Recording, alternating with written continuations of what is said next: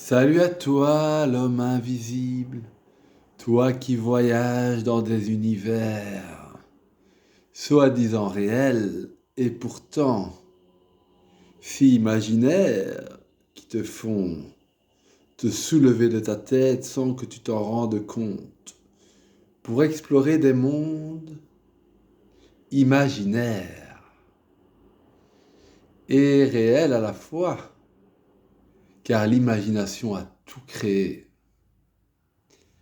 Nous sommes sur Terre pour un temps bien délimité. Et c'est vrai que quand nous voyageons hors du corps, par exemple, lors de la mort, nous voyons ce corps inerte en train de mourir, mais nous semblons nous en détacher de ce corps. Et alors tout devient très télépathique avec les êtres que l'on rencontre dans l'invisible, qui n'est plus invisible pour nous.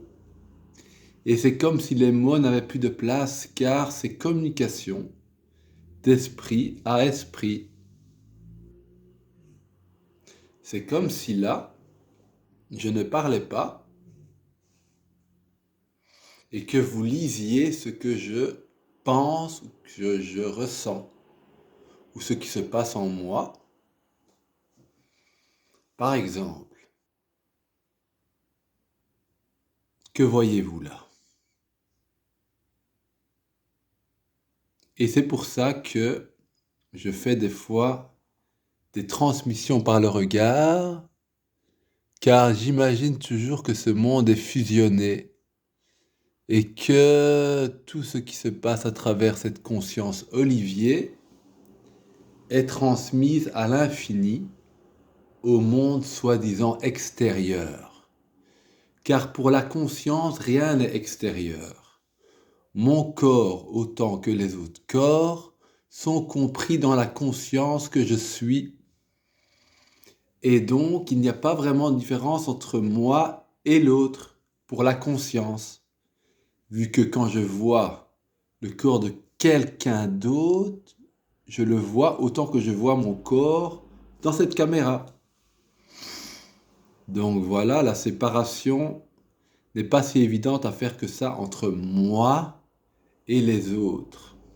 Les soi-disant autres, qui ne sont qu'une projection de moi, mais c'est comme si je mettais mes pensées dans la tête des autres. Alors je les vois penser, ou je les imagine plutôt penser, ce que moi-même je pense de moi. Ce qui fait que c'est un mélange et je ne vois que moi.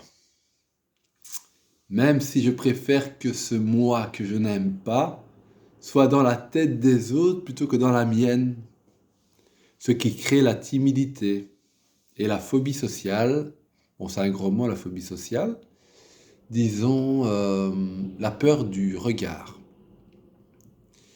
Alors, ce corps a beau être étriqué, il y a quand même une bonne humeur qui est là, à transmettre au mien. Je vous remercie de votre écoute.